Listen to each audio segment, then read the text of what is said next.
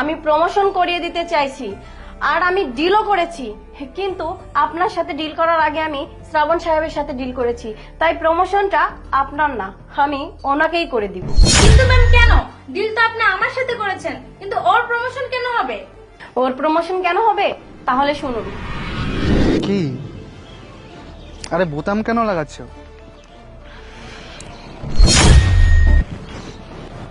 আরে ওই মেয়েটা আমার অফিসের স্টাফ মুক্তা না, আর ওটা তো আমার ফ্রেন্ড শ্রাবণ।